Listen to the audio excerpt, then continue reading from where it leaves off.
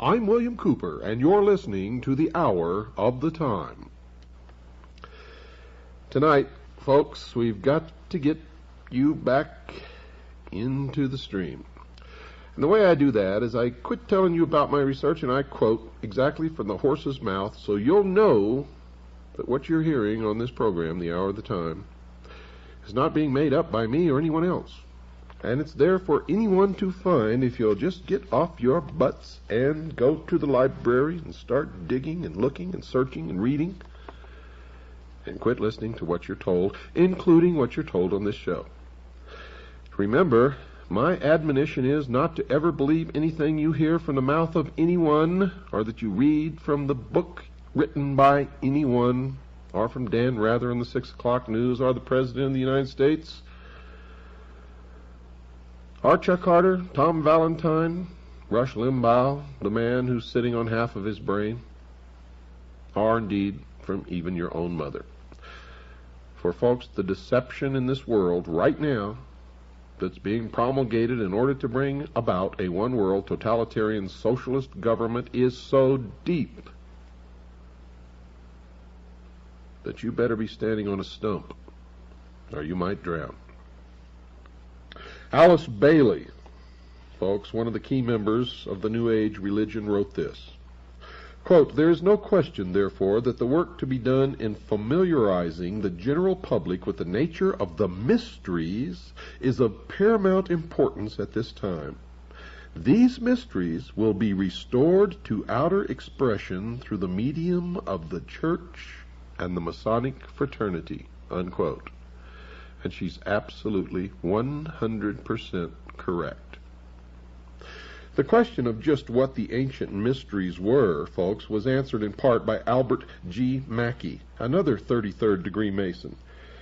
He wrote a 2-volume work entitled Encyclopedia of Freemasonry, and he wrote this under the subject of the ancient mysteries. Quote, "Each of the pagan gods had, besides the public and open, a secret worship paid to him to which none were admitted but those who had been selected by preparatory ceremonies called initiation.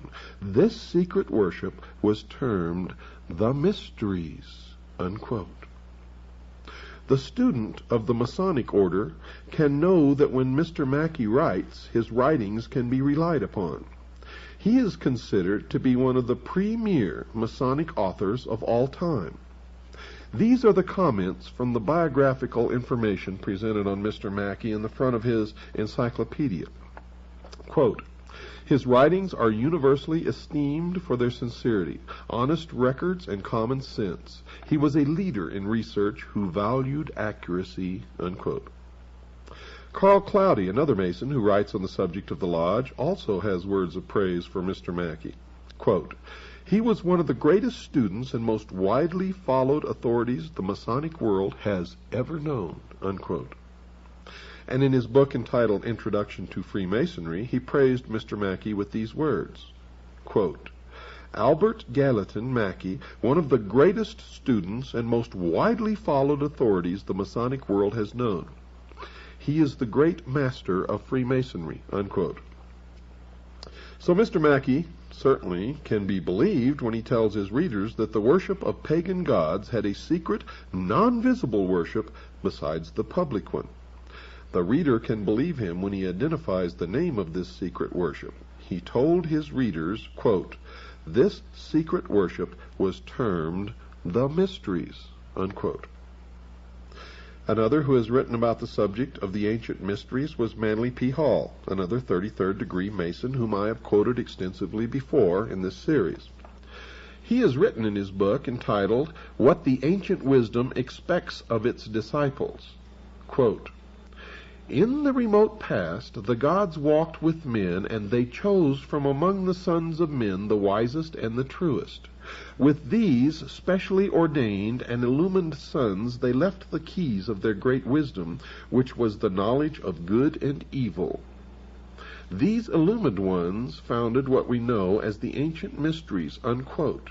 Now, in case you weren't listening there, this is a dead giveaway and an admission that the gods that walked with men were known, at least in the Bible, as Satan. For he says here, and I'm going to read this again for you folks, because I know some of you just didn't pick it up, because I know how the minds of the sheeple operate. And there's a lot of sheeple listening. There's also a lot of people listening who aren't sheeple. And they know that I'm not talking to them. If the word sheeple applied to you makes you angry, then folks, it is an indication that it fits you like a shoe, like a glove, that you are indeed one of the sheeple. Let me read it again. Quote, with these specially ordained and illumined sons, they left the keys of their great wisdom, which was the knowledge of good and evil. According to the Bible, the knowledge of good and evil was imparted to Adam when Satan enticed Eve to eat of the fruit of the tree of knowledge, and she in turn enticed Adam. And what was the fruit of the tree of knowledge? It was the knowledge of good and evil. It was forbidden for man to know that. Now, I'm not making judgment on any of this. I'm just telling you what my research says. Remember, this is not a religious program. And while I, myself, personally, have my own idea of what my own religion is, I am in no means trying to foist it off on anyone else. Let me continue.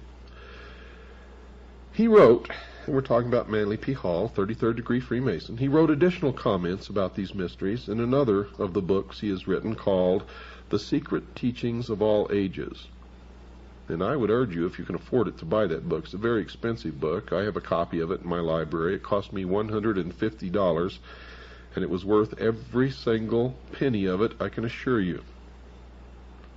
Quote, the arcana, defined as being a secret or hidden knowledge of the ancient mysteries, were never revealed to the profane, defined as those not initiated into the inner mysteries, except through the media of symbols. You're going to find, folks, that symbols mean more than you will ever begin to understand unless you've waded deep into the stream of the mystery Babylon, as I have. Quote, symbolism fulfilled the dual office of concealing the sacred truths from the uninitiated and revealing to those qualified to understand the symbols, unquote. Mr. Hall dedicated the latter book to, quote, the proposition that concealed within the emblematic figures, allegories, and rituals of the ancients is a secret doctrine concerning the inner mysteries of life, which doctrine has been preserved in toto, which means in the whole, among a small band of initiated minds since the very beginning of the world, unquote. He went on to mention that the mysteries, quote, were secret societies, binding their initiates to inviolable secrecy and avenging with death the betrayal of their sacred trusts, unquote. And to this day they take blood oaths. Mr. Hall told the reader that no one is to know the identity of those who have received the secrets. In fact, he wrote, quote, the true adept and initiate shall reveal his identity to no man unless that one is worthy to receive it, unquote. He further explained where some of these initiates lived when he wrote, quote, no reasonable doubt can exist that the initiates of Greece, Egypt, and other ancient countries possessed the correct solutions to those great cultural, intellectual, moral, and social problems which in an unsolved state confront the humanity of the 20th century, unquote.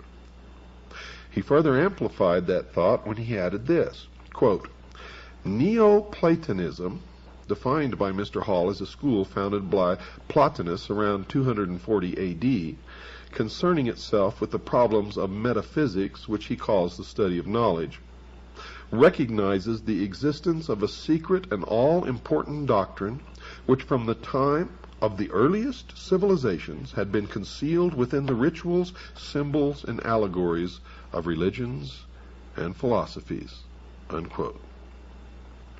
So, in summary, it is possible, folks, to understand what these ancient mysteries were. and there appears to be at least 4 truths gleaned from the information provided in the comments made previously, and these truths appear to be: 1. The ancient mysteries had 2 forms of worshiping the same God. 2. The knowledge of the true God was reserved for those who had been entrusted with the secrets, and not for those whom they call the profane. 3. Those who understood those secrets were sworn to the strictest secrecy. And 4. Those who had knowledge of the secrets claimed to possess all of the answers to all of the problems of mankind. Now, there was an additional secret for the secret bearers. They had to be initiated in a private initiation ceremony. Albert Pike, General Albert Pike, a Southern Confederate general during the Civil War, wrote this, quote, "Initiation was considered to be a mystical death, and the perfect epopt was then said to be regenerated, newborn, restored to a renovated existence of life, light, and purity," unquote. In fact, folks, this, quote, newborn, unquote, experience is similar to the experience the, quote, born-again, unquote, Christians go through. The Christians call their experience a second birth, just as the Masons do. In fact, Albert Pike calls a similar ceremony a, quote, born-again, unquote, experience, and he wrote this, quote, "In the Indian mysteries, the 3rd degree, the initiate is said to be born again," unquote. The ceremony in the ancient mysteries has been described by the Masonic writer Manly P. Hall. Quote, "In the ancient system of initiation, the truth seeker must pass through a second birth, and those who attained this exalted state were known thereafter as, quote, the twice born," unquote. This new birth must be personally earned through a complete regeneration of character and conduct, unquote. This new birth ceremony involves a symbolic death, according to the Mason Kenneth Mackenzie, and he wrote this, quote, "In the ancient mysteries, the aspirant could not participate in the highest secrets until he had been placed in the coffin. In this, he was symbolically said to die, and his resurrection was to the light," unquote. Now remember I told you about the initiation that George Bush underwent in the crypt, also known as the tomb, the skull and bones, the Brotherhood of Death at Yale University? This is what they're talking about. During a press conference, a reporter asked George Bush if he was a Christian, and he replied thusly, quote, "If you're asking if I have been born again, the answer is yes," unquote. And indeed, he had. Modern-day Masons participate in an almost similar ceremony to the one described by these Masonic writers. In the 3rd degree, called the Master Mason degree, inside the Blue Lodge, the candidate is actually knocked off of his feet by several of the Masons in attendance. He is wrapped up in a blanket and moved to the western end of the temple. There, after further ceremony, he is raised up by a grip called the Master's grip, or the grip of the lion's paw. Those who learned the mysteries also learned that they had a secret project, one that was described by Albert Pike in his book entitled Morals and Dogma.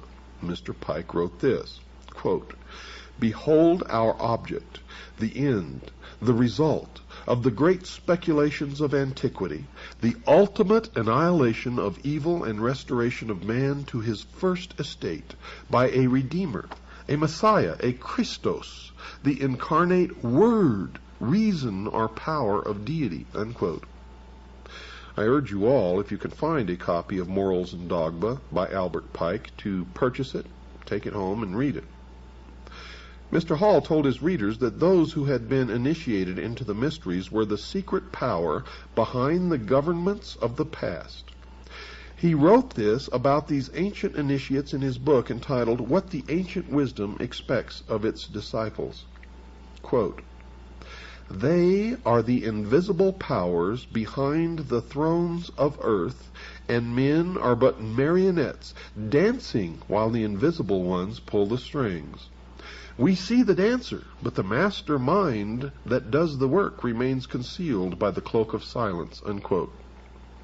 Remember, I told you folks that if you don't open your mind, and if you don't quit believing dogma, if you don't quit believing what people tell you, if you don't stop believing what Dan Rather tells you on the 6 o'clock news, or your local minister down at your church, or your mother, or the President of the United States, and if you don't start digging to find the truth yourself, you, the sheeple, are the marionettes dancing while the invisible ones pull the strings.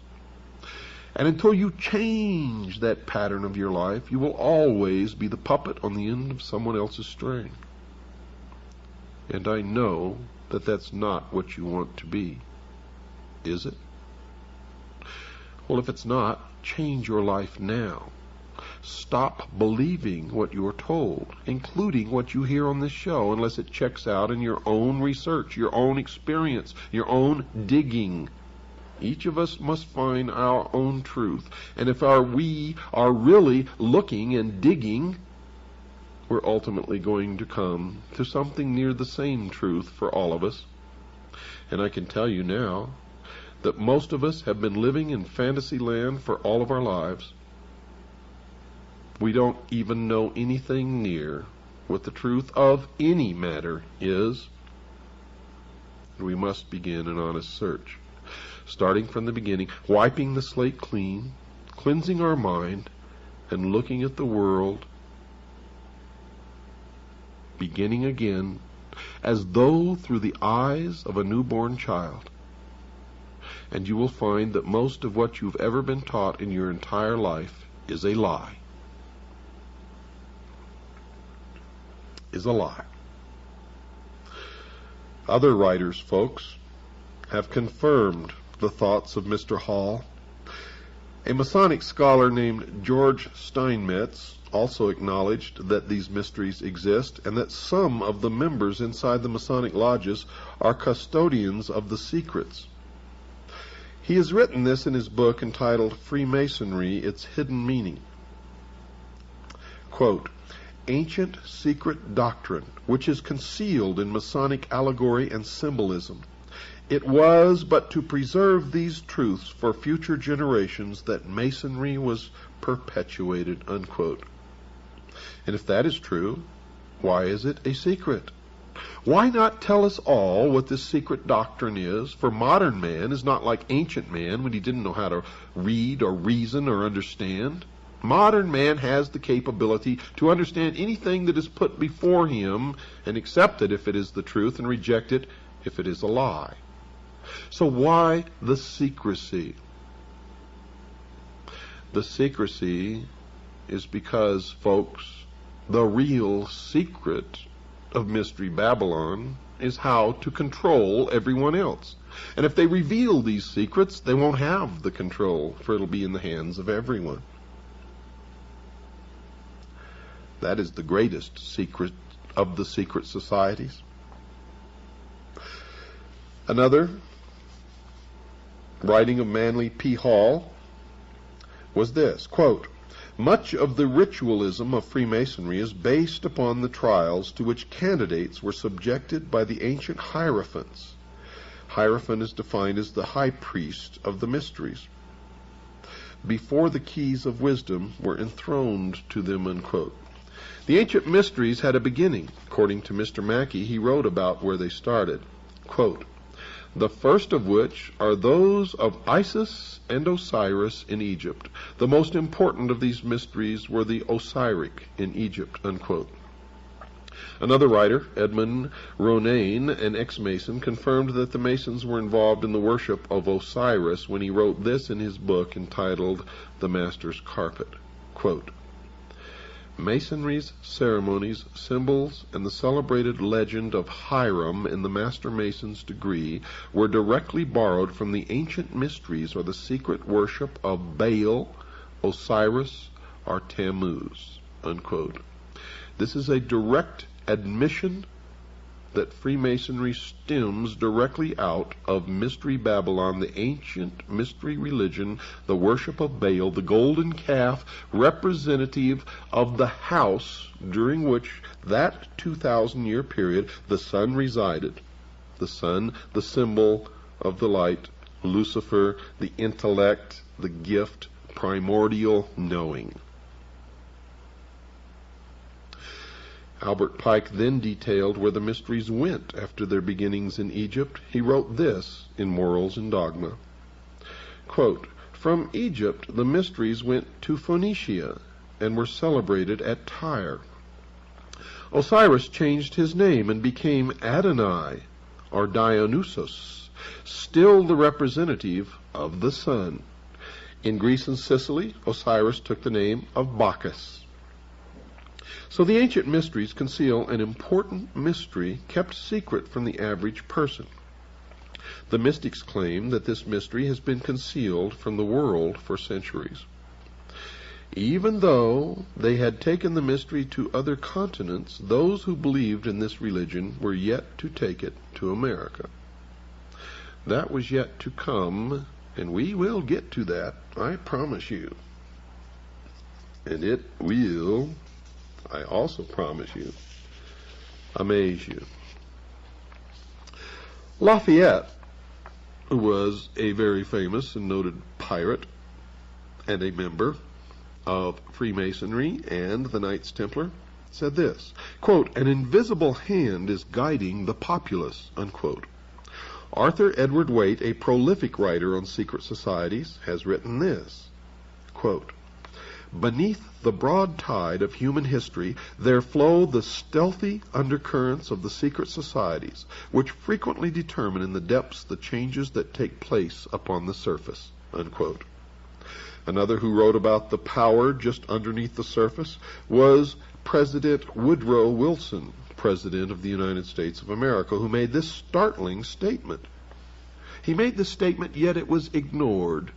But it should never go ignored from this point forward.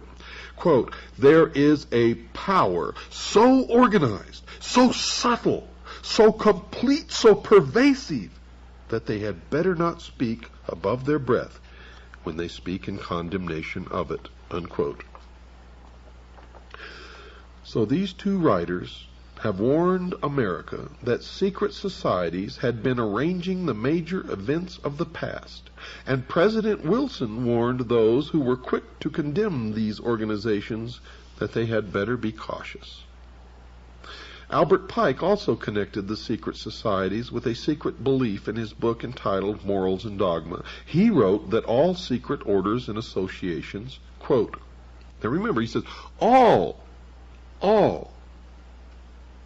secret orders and associations, quote, had two doctrines, one concealed and reserved for the masters, the other public, unquote. Now, one such secret society with two doctrines was the Illuminati, and Professor Weishaupt, its founder, boasted of his organization's secrecy. He realized that this secrecy would enable them to decide the fate of nations, and because their deliberations were secret, no outsider could interfere. He wrote this, quote, "The great strength of our order lies in its concealment. Let it never appear in its own name, but always covered by another name and another occupation," unquote.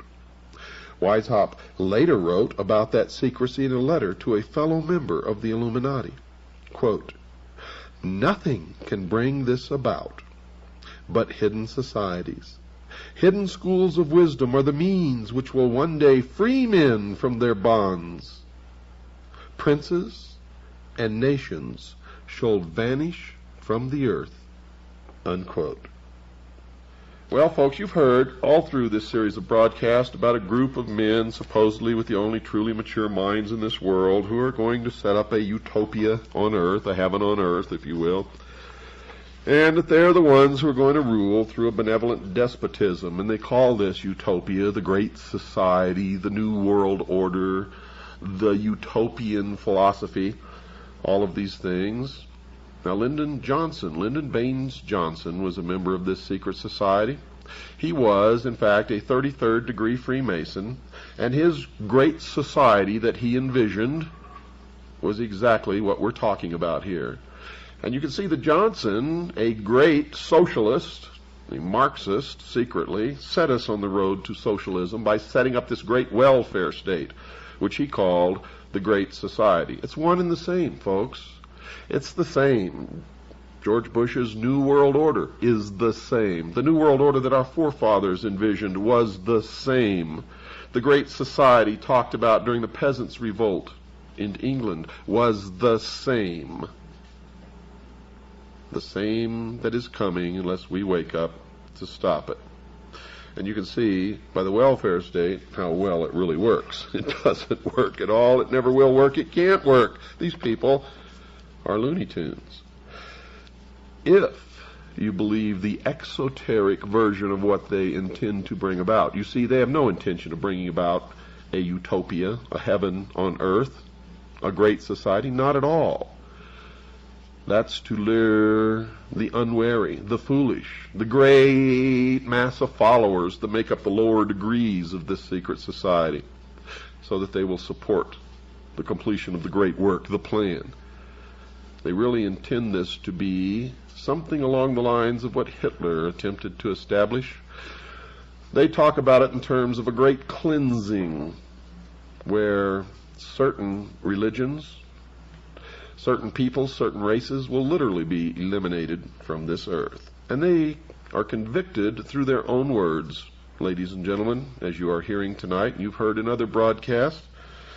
For when I feel that you are getting to the point where you're not understanding what's happening, I go back, as I'm doing tonight, and quote these people directly from their own mouths. I'm going to do that again tomorrow night, folks, so be ready. Let me continue.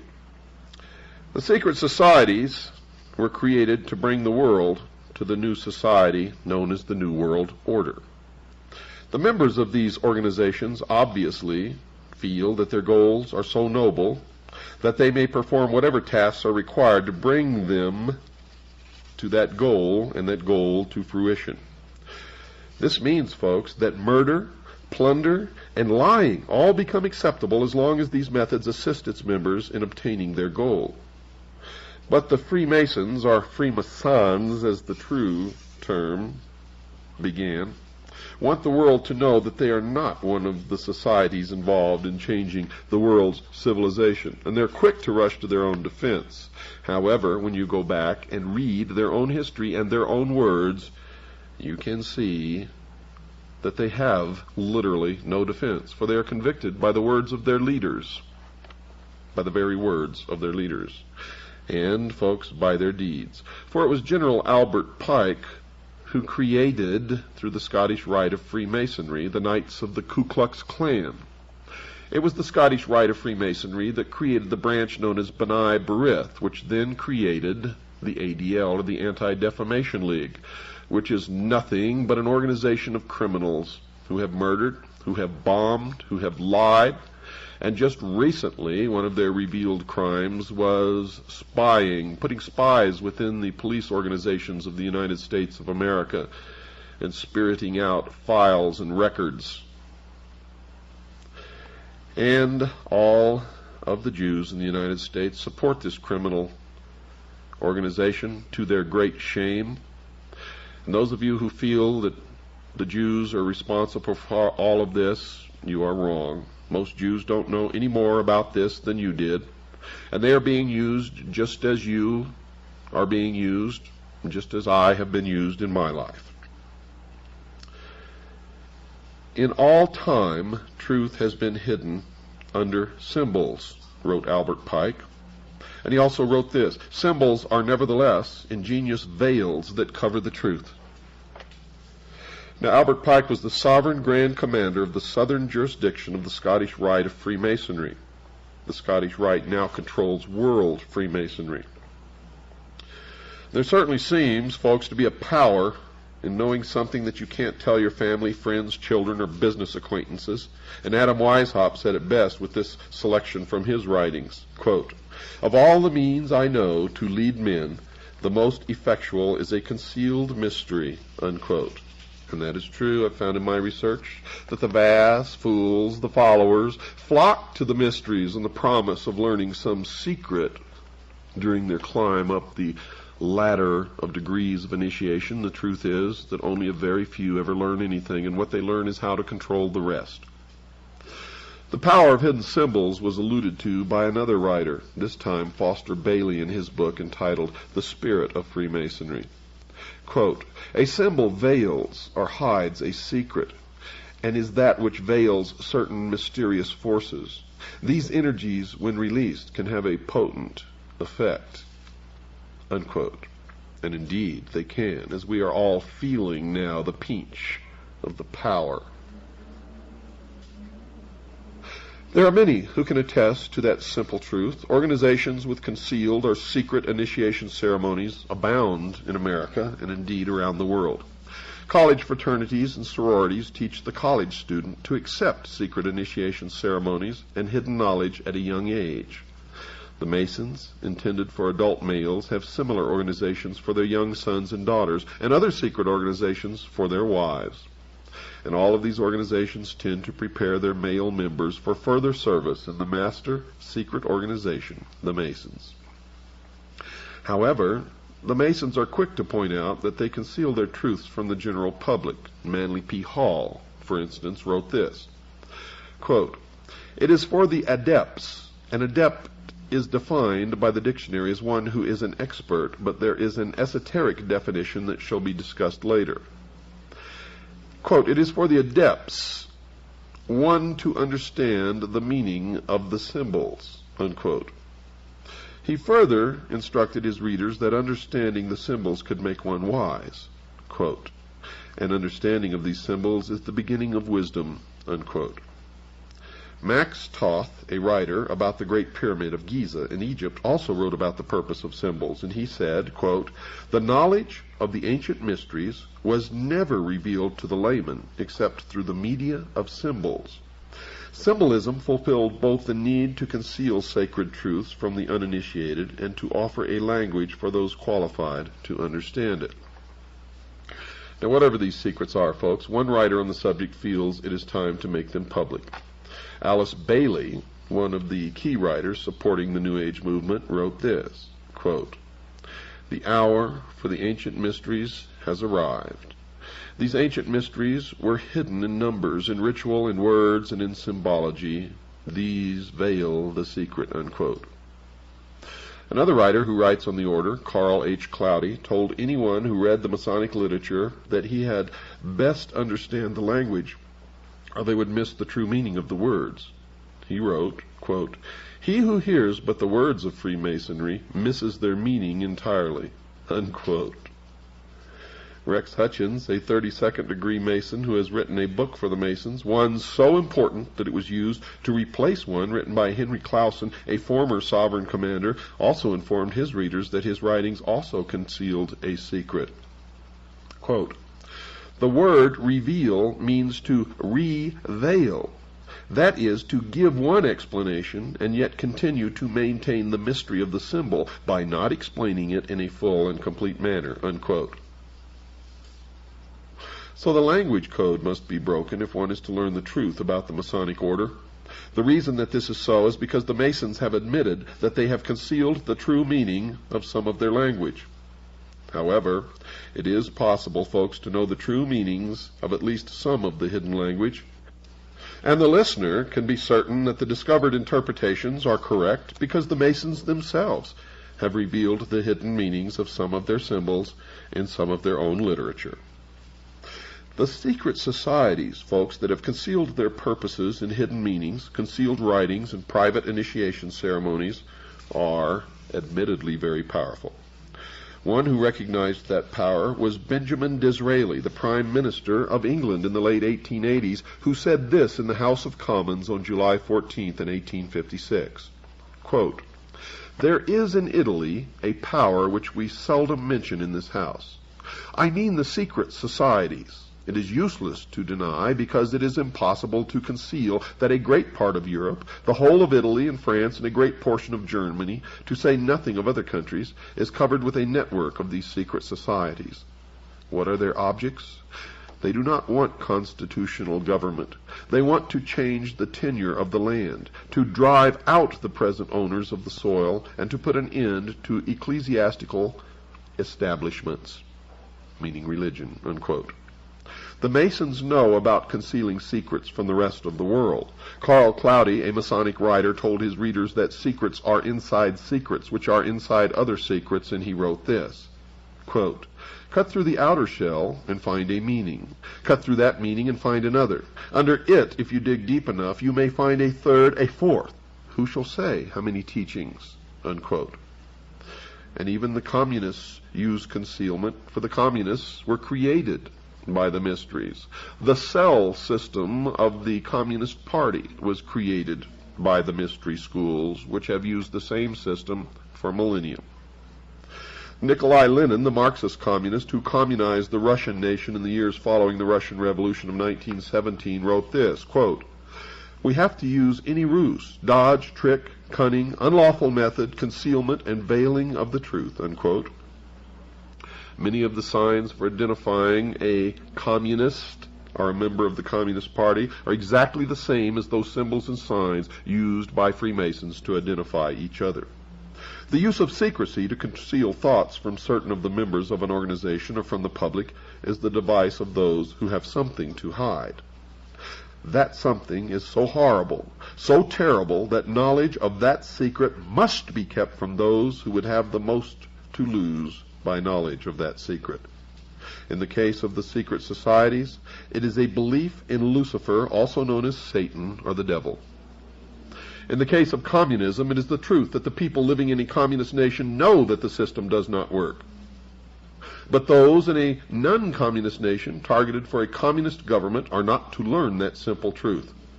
They are to be told that the system is the culmination of man's upward search for a perfect society, a great society, if you will, a utopia on earth, and they must be deluded into believing that there is no cost in the change from their current form of government to the communist form.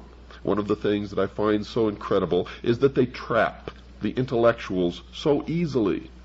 The intellectuals, the ones who are supposedly so good at using their brain, cannot even use their brain so much as to look into history to see that the first people that the communists, the international socialists, destroy, kill, sentence to the labor camps, the gulag, if you will, are always the intellectuals. And history has recorded the brutality of the communists and the fact that millions of people have had to die as the communists installed that form of government. The evidence to support that condition will be discussed later in some other program. Now, secrecy is certainly not a part of the Christian religion today, although the Christian religion began in secret and was, in fact, a secret society. It is possible to know that nothing that Jesus said has been hidden from the Christians of today. He told the high priest in John, chapter 18, verse 20, quote, and in secret have I said nothing, unquote. The intentional concealing of an organization's beliefs and purposes by the use of hidden language and concealed symbols is reserved primarily to the secret societies, and the nationwide Masonic lodges are indeed a secret society. And in the beginning, the Christians had their secret symbols also. One of the most prominent was the symbol of the fish. The secret is simply the fact that certain of their members worship Lucifer, and that they keep that secret from the overwhelming majority of their own members. And certainly the public is never to know this fact, if they can help it. And the evidence to support that conclusion is ample, but only to one who cares enough to look for it. The problem with most people is they don't care enough to look for anything except Wheel of Fortune on the television set. So the student of history has to discover the hidden meanings behind the symbols in the Masonic literature and in the secret initiation ceremonies to understand the Masonic order. One of the first symbols that needs to be examined is the symbol of the serpent, also called a snake or dragon. Manly P. Hall wrote that the use of this symbol is as old as early man when he wrote this in his book entitled The Secret Teachings of All Ages.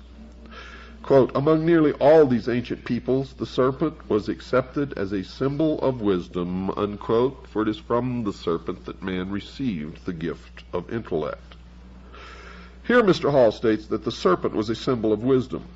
It will be remembered that Lord Maitreya, the future New Age leader, also claimed to possess wisdom.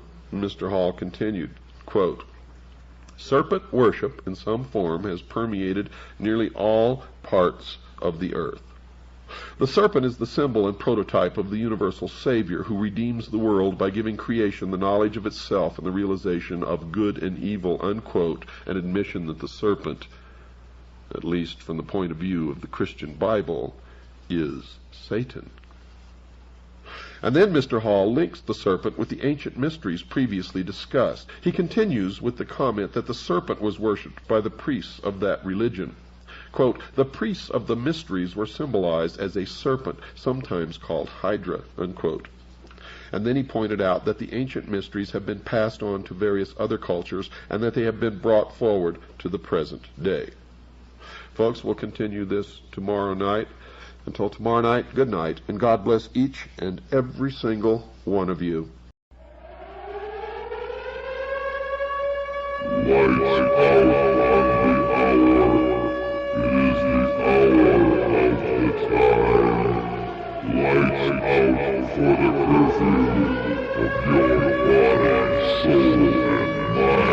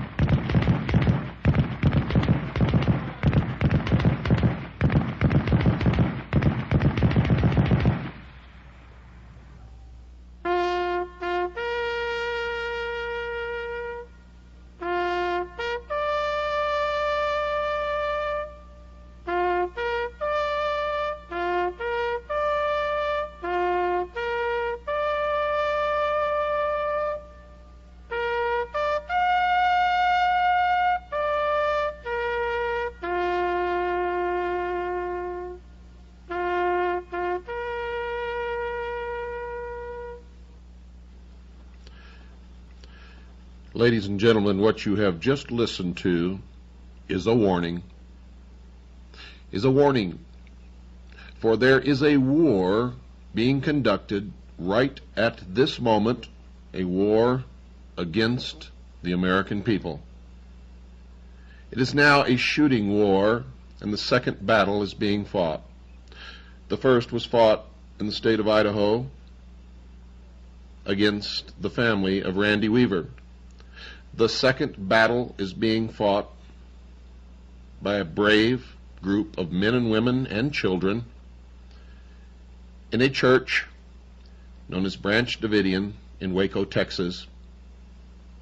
They are fighting for their Creator-endowed rights. They have committed no crimes.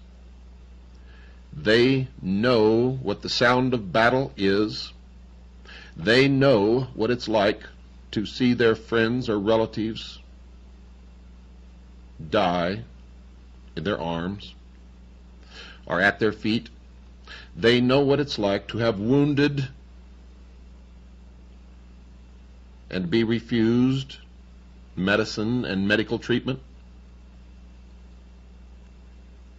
Oh yes, we are at war, make no mistake about it. And if you don't believe that, you keep your eyes and ears open in the next weeks, months, and years. You will see it escalate across this country like a wild forest fire, out of control. And unless the sheeple wake up and listen and learn and act, I predict that there will be civil war in the United States of America, because there are many of us who will not ever give up our Creator-endowed rights, our right to keep and bear arms, the Constitution of the United States, and the Bill of Rights, without one hell of a fight. And what you heard at the beginning of this program, folks, for those of you who have never experienced war, was the real sounds of war. What you heard were real bullets being fired, real bombs being dropped, real machine guns killing real people.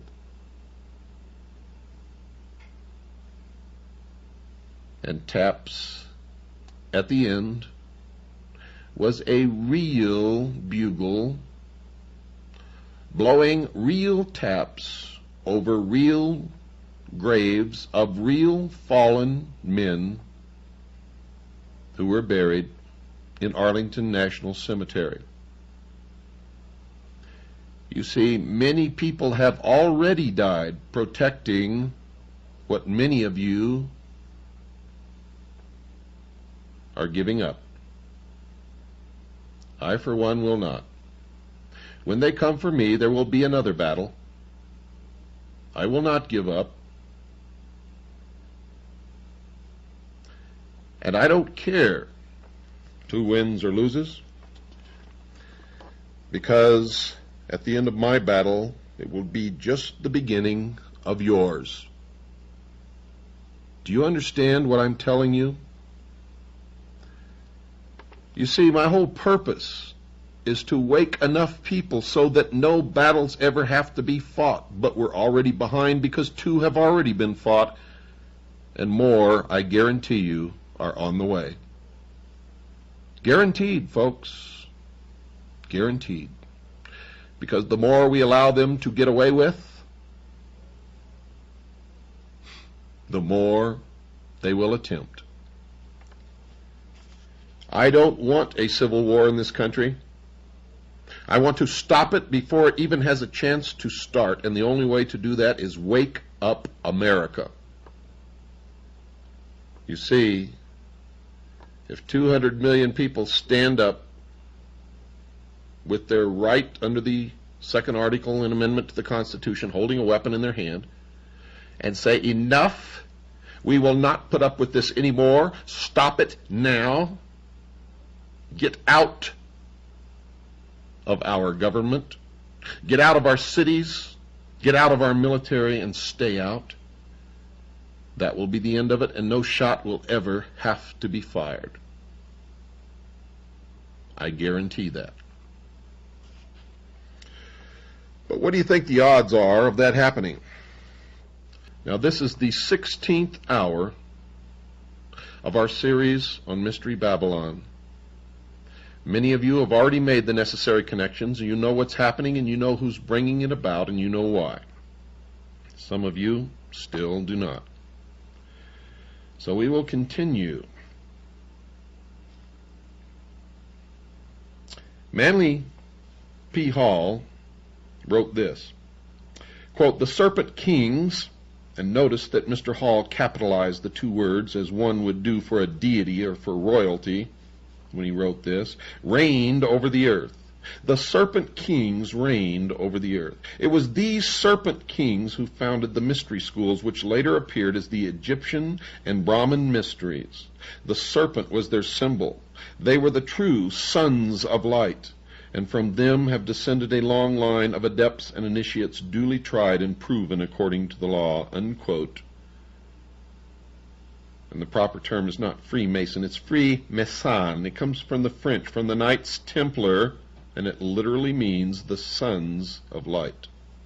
Another writer, Wilfred Gregson, informed his readers why Mr. Hall capitalized the two words serpent kings when he wrote, quote, "One symbol of great prominence throughout all ancient civilizations is the snake, or serpent, where it has symbolized divine wisdom," unquote.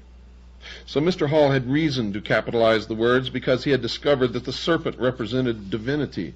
Notice also, folks, that Mr. Gregson, even though he chose not to capitalize the word serpent, confirmed that Mr. Hall's use of the capital letter was correct when he stated that there was a connection between divine wisdom and the serpent.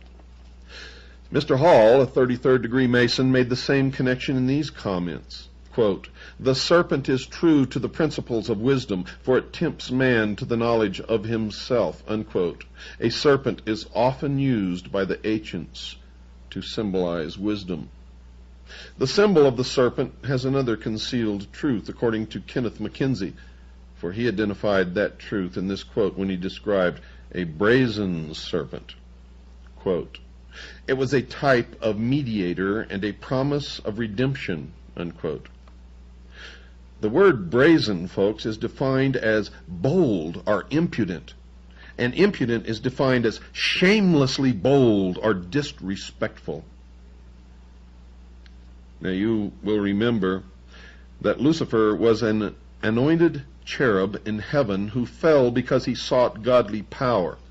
The story is covered in Isaiah chapter 14, verses 12 through 14 of the Old Testament. Look it up. It says this, quote, "How art thou fallen from heaven, O Lucifer, son of the morning? How art thou cut down to the ground? For thou hast said in thine heart, I will ascend into heaven, I will exalt my throne above the stars of God, I will be like the Most High," unquote. Therefore it can be safely said that Lucifer would be considered to be shamelessly bold and, of course, disrespectful. It appears that the brazen serpent could be Lucifer.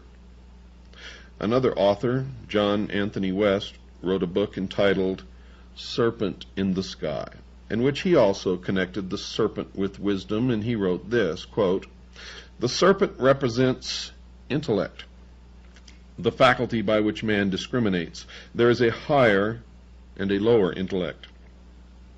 Thus, symbolically, there is a serpent that crawls, and the higher intellect, that which allows man to know God, the heavenly serpent, the serpent in the sky," unquote.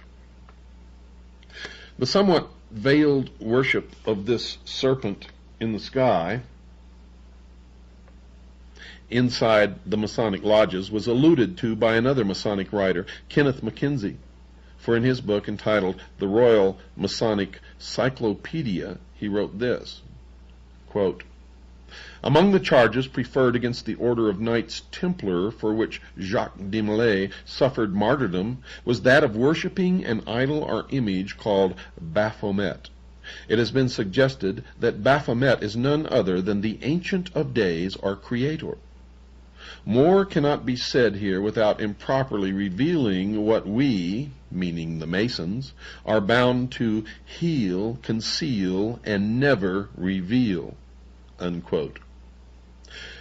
So according to this Mason, the snake or serpent is somehow a symbol of the subject of the Masonic worship, and apparently this fact is the secret that the Masons cannot reveal to the rest of the world. A Christian minister, Reverend Alexander Hislop, wrote a book that included some discussion on the subject of serpent worship. And in that book, entitled "Two Babylons," he explained that serpent worship was not something that is recent in time. It was an ancient practice. Quote, "Along with the sun, this symbol will be discussed later as the great fire god, and in due time identified with him, was the serpent worshipped. In the mythology of the primitive world, the serpent is universally the symbol of the sun. As the sun was the great enlightener of the physical world, so the serpent was held to have been the great enlightener of the spiritual by giving mankind the knowledge of good and evil." Unquote. And according to the Bible, you know who gave man the knowledge of good and evil? Satan, Lucifer. He then discussed a coin minted in Tyre, the center of the ancient Phoenician culture. This coin was also the subject of an article in the September 1986 issue of the Good News magazine. It depicted a serpent entwined around a tree stump. To the left of the stump stood an empty cornucopia, and to the right a flourishing palm tree. The snake on the coin is the symbol of the powerful god whom the Romans called Esculapius. The name means the man instructing snake, or the snake that instructs man, and the article then reported, quote, "In mythology, Aesculapius was believed to be the child of the sun, and thus the enlightener of mankind. As the legend goes, Aesculapius was ultimately struck down by a thunderbolt thrown by an angry Zeus, king of the gods, and cast into the underworld." Unquote. The tree stump, folks, represented the fallen god and his ruined kingdom. In the mythologies of many ancient civilizations, the image of a fallen tree was used to symbolize the cutting off of a great god or hero, someone cut off in the midst of their power. You see, the snake on the coin was shown twisting itself around the dead stump, exerting its power in an attempt to restore his fallen kingdom. The cornucopia is an ancient symbol of plenty, but it was empty on the coin. This has been interpreted as meaning that the abundance had been cut off because the great God has been cut off. However, folks, the implication is that the horn of plenty will return when the fallen God is restored to his rightful position. The palm tree shown on the coin is a well-known symbol of victory, so it appears that the coin was minted to depict the anticipated return of the fallen snake god to the world. And the Bible talks about a fallen serpent in the book of Revelation, chapter 12, verse 9. However, in this case, folks, the snake is connected to another symbol of the serpent, a great dragon. Quote, "And the great dragon was cast out, that old serpent called the devil and Satan." Unquote. Is the serpent worshipped in the ancient mysteries and a symbol in the Masonic ceremonies, a symbol of Satan, the devil? As has already been discussed, there is indeed evidence, folks, that this is the case. And once you have confronted the evidence and studied as much as I have studied, you will know that they are one and the same. Another symbol that needs to be analyzed is the star. On the page opposite page 124 in Mackey's encyclopedia is a drawing illustrating the symbols of Freemasonry. Included in the 20 or so Masonic symbols is a drawing of a shooting star. Now, it can be fairly claimed that a blazing or shooting star would be one that was on the move inside the universe. One of the directions it could move would be, of course, towards the Earth. If it was moving towards the Earth, it could be called a falling star. But we know that most falling stars are actually meteors and not stars at all. Lucifer, however, is a fallen angel, according to Isaiah, an Old Testament prophet who wrote this in Isaiah chapter 14, verse 12. Quote, "How art thou fallen from heaven, O Lucifer?" Unquote. Now, folks, notice that Isaiah also said that Lucifer fell from heaven, and other parts of the Bible report that he fell to the earth. So it is conceivable that the symbol of the falling or blazing star could be a symbol of Lucifer. A variety of authors have used their writings to discuss the star as a symbol. Professor Adam Weishaupt, the founder of the Bavarian Illuminati, was one who explained what he considered the star to be a symbol of. Listen closely. Quote, "The flaming star is the torch of reason," unquote. Mr. Mackey wrote that the star, quote, "was a symbol of God," unquote. He then connected the blazing star to another symbol when he wrote, quote, "The blazing star refers us to the sun," unquote. And then he connected it with the secret initiation ceremonies inside the Masonic Lodge. Quote, "In the 4th degree of the same rite, the Scottish rite of Freemasonry, the blazing star is again said to be a symbol of the light of divine providence pointing out the way of truth," unquote. And Mr. Hutchins, the Masonic writer who has authored the recent book on Masonry, further interpreted the symbol of the star thusly. Quote, "The star as a type of the myriad suns that light other countless systems of worlds is an emblem of that Masonic light in search of which every Mason travels, the correct knowledge of the deity and of his laws that control the universe," unquote. Now, closely allied with the symbol of the star is the symbol of the sun. Albert Pike identified it with the worship of the past in this collection of quotes from his writings, and pay close attention. Quote, "The worship of the sun became the basis of all the religions of antiquity," unquote. Quote, "Thousands of years ago, men worshipped the sun. Originally, they looked beyond the orb to the invisible God. They personified him as Brahma, Amun, Osiris, Baal, Adonis, Malkarth, Mithras, and Apollo. Krishna is the Hindu sun god," unquote. Quote, "The Gauls worshipped the sun under the name of Belin or Belinus," unquote. Quote, "The sun is the ancient symbol of the life-giving and generative power of the deity. The sun was his manifestation and visible image," unquote. Quote, "The sun is the hieroglyphical sign of truth because it is the source of light," unquote. So Mr. Pike identified the sun as a symbol of a deity that should be worshipped. He chose to capitalize the first letter in the word, the S, as one would in recognizing the name of a deity. And if you've been listening to this series, you already know that, of course, it was. Albert Mackey repeated Mr. Pike's contentions with comments like these about sun worship. Quote, "It was the oldest and by far the most prevalent of all the ancient religions. Eusebius says that the Phoenicians and the Egyptians were the first who ascribed divinity to the sun.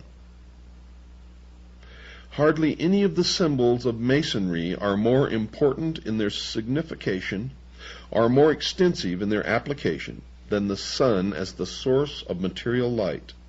It minds the Mason of that intellectual light of which he is in constant search." The sun is then presented to us in Masonry first as a symbol of light, but then more emphatically as a symbol of sovereign authority. Unquote. So, folks, the sun was a symbol of something that only the believers in the religion known as the ancient mysteries understood. These believers, called adepts, certainly knew that the people would not accept their mystery religion, so they had to conceal it from them. So the task became one of creating a religion around a belief that they knew the people would accept because it would make some sense, at least as far as the adepts would explain it. But their basic purpose was to create a popular religion as a cover for their secret worship. The secret religion would be built around a belief in the sun. The sun would be a perfect thing to build a religion around because of its basic nature. It is very visible and has a very important role in man's life. It rises in the morning, it appears to be born and then sets during the evening. It appears to die and then appears to be born again the next morning. It also appears to wander in the sky, setting further north or south each night.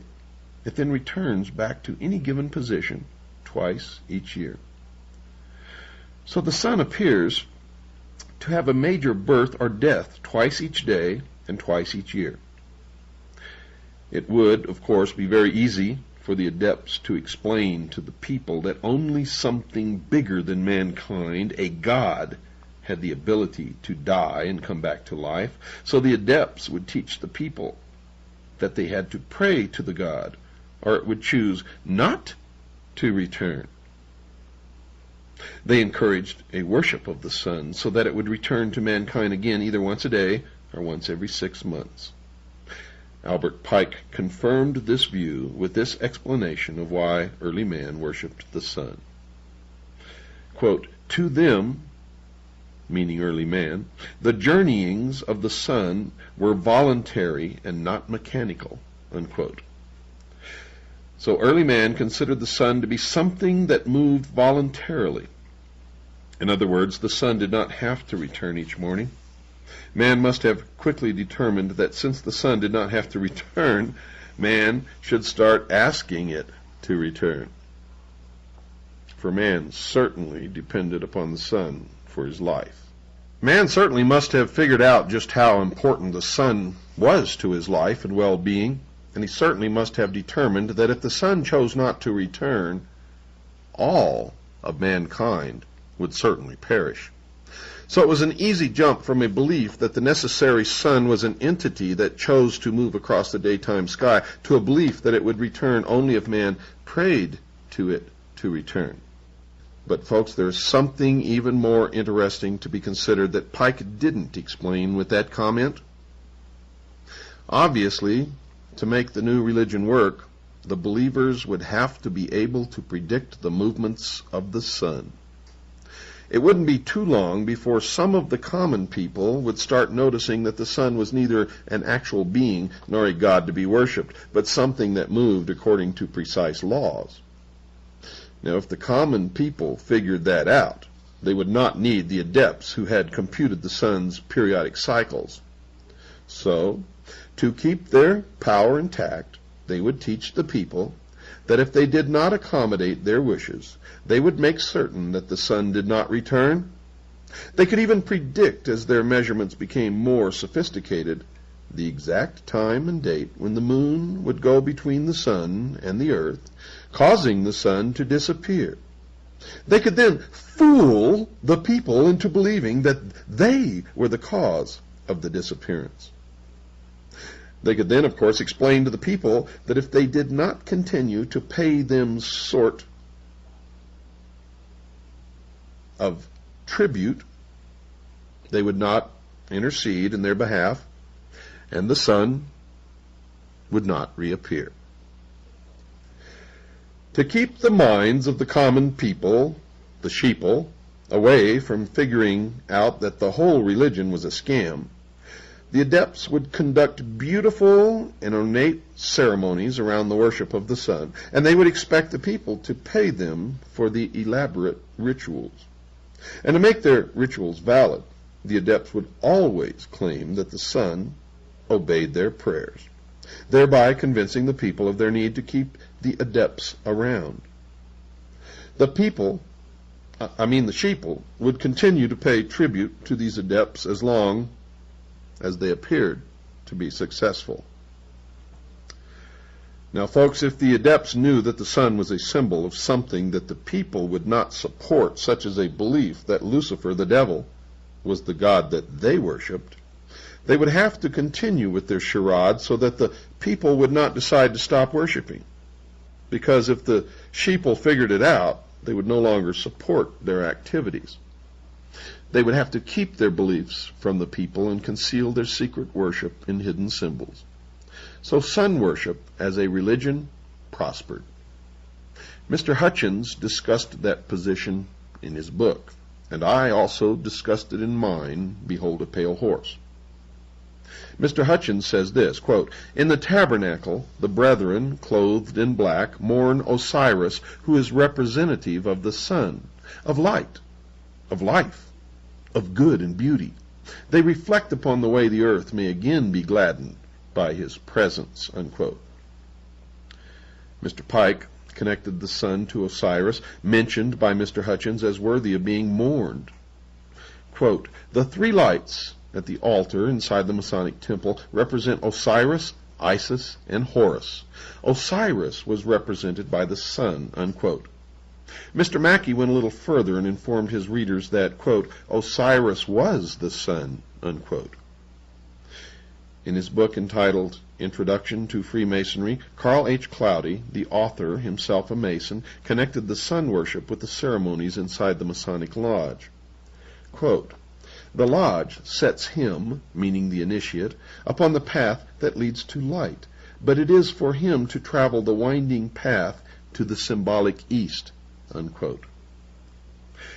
The physical sun rises in the east, and the Masons explain that their search for light begins in the east. And notice that Mr. Cloudy capitalizes the word east, apparently in reverence to the spot where they believe that this god resides. The Masons tell the world that they circumambulate, defined as walking around, the temple floor during their initiation ceremonies. Mr. Cloudy explains why this rite is performed.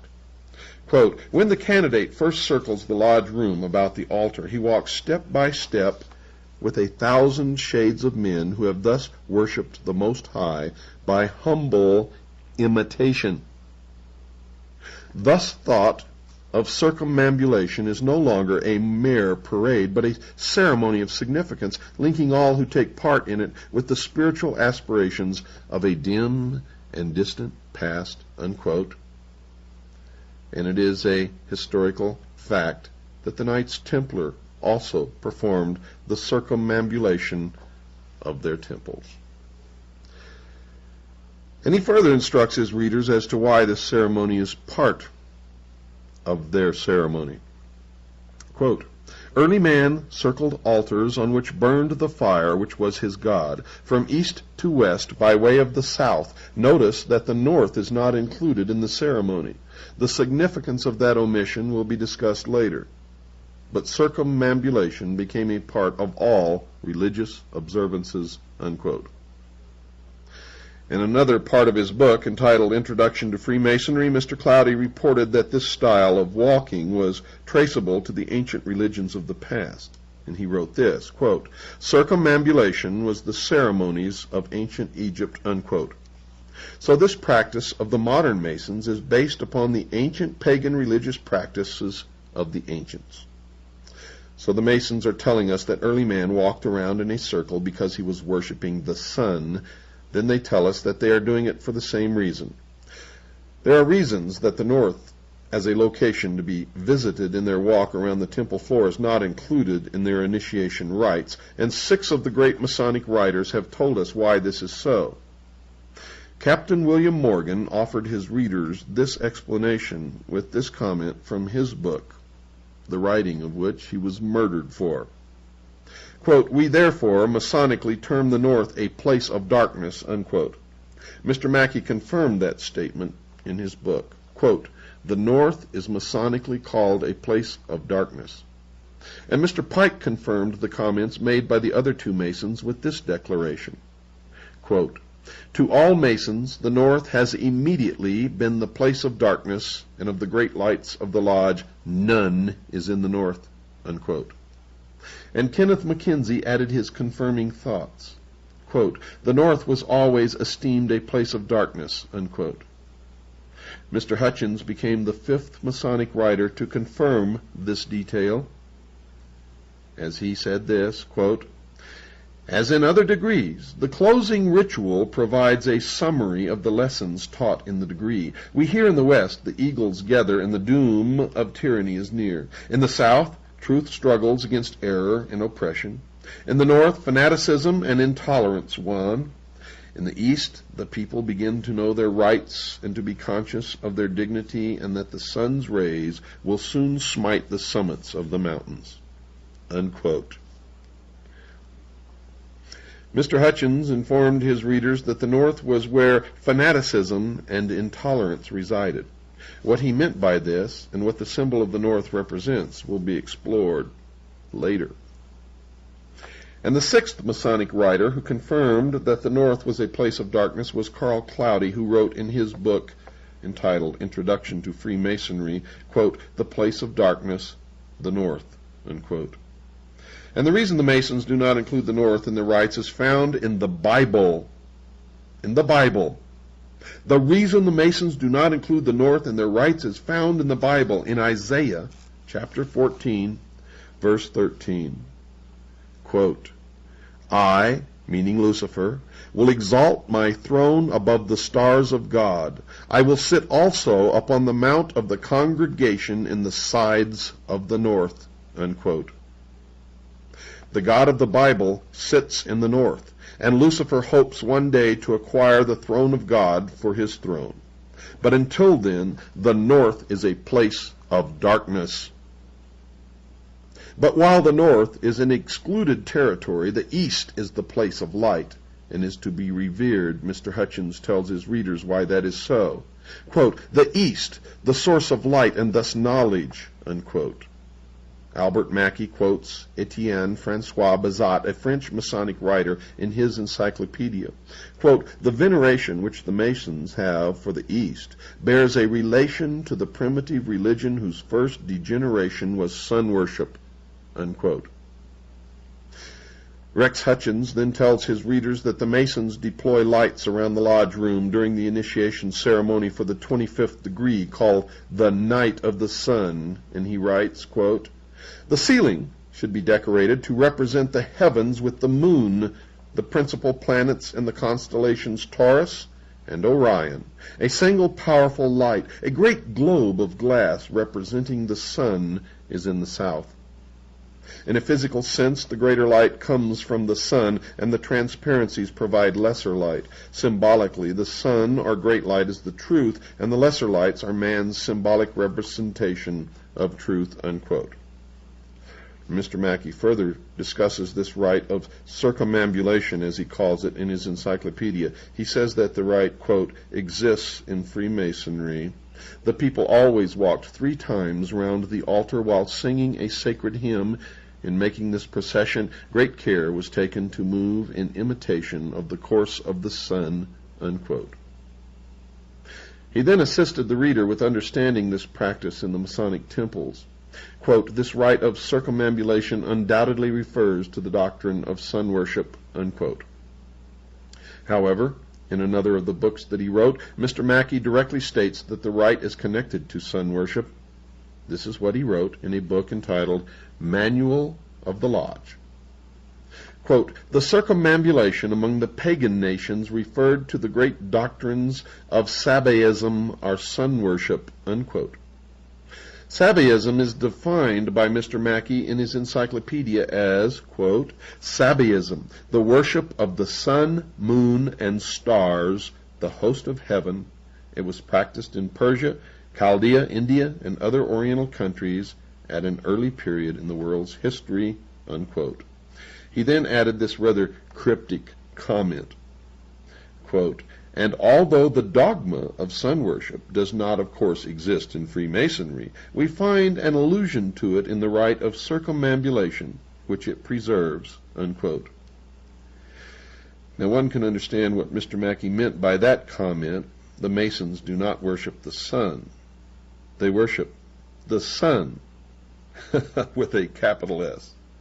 So he was telling the truth, but concealing it in a symbolic language, for he wrote son with a small s. You have to understand the symbology of the mystery schools, or you will never understand anything, dear listeners. Mr. Hutchins then volunteered the information that in the 12th of the 32 degrees, the rite of circumambulation is preserved, and he writes, quote, in all the Scottish rite degrees thus far, the candidate has made 21 prescribed circuits around the altar. This degree adds 7 for a total of 28. And this practice, called circumambulation, is derived from the ancients and existed among the Romans, Semites, Hindus, and others. It is thought to have been a rite of purification. The sun was believed to travel around the earth. The initiates imitated the movement of the sun when they made circuits around the altar, unquote. Furthermore, dear listeners, in the 9th degree, other symbols of the sun are involved in the ceremony, and Mr. Hutchins tells his readers, quote, after the obligation is taken, the 9 candles of yellow wax are lit. Yellow is representative of the sun, hence light and knowledge. In the 10th degree, further symbols representing the sun are utilized according to this author. Quote, there are 3 sets of 5 lights. The wax is yellow, meaning knowledge, and also as the color of the sun represents the deity, unquote, a blatant admission that the sun represents the deity that they worship. Other clues that the sun and the serpent are both known symbols of the Masonic Lodge are given by the titles of 2 of the 32nd degrees inside the Masonic Lodge. The 25th degree initiate is called a Knight of the Brazen Serpent, and the 28th degree initiate is called a Knight of the Sun, with a capital S. There is another symbol of the sun inside the Masonic Lodge, the Worshipful Master.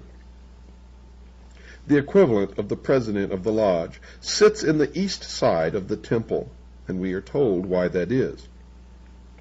Quote, the Worshipful Master represents the sun at its rising.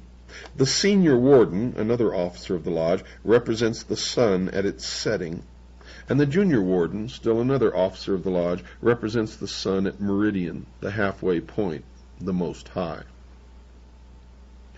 Other individuals and organizations besides the Masonic lodges are also involved, folks, in varying degrees with sun worship, or with an acknowledgement that the sun plays a central role in their understanding of the nature of the world.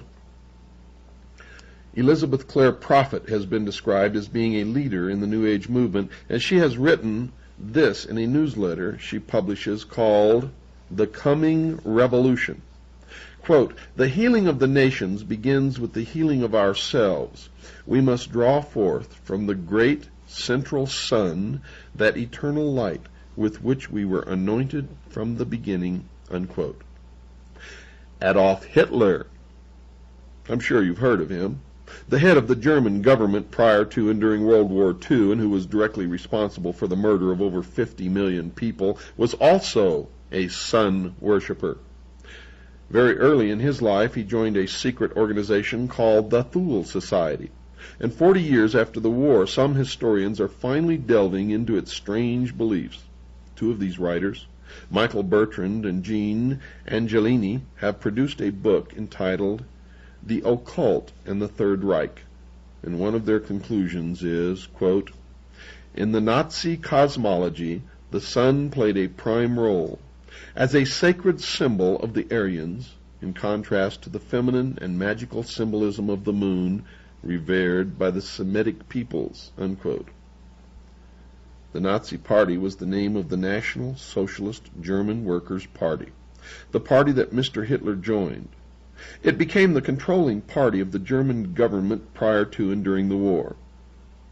The Führer, German for leader in this case, meaning Mr. Hitler, saw in the Jewish people with their black hair and swarthy complexion the dark side of the human species, while the blonde and blue-eyed Aryans constituted the light side of humanity.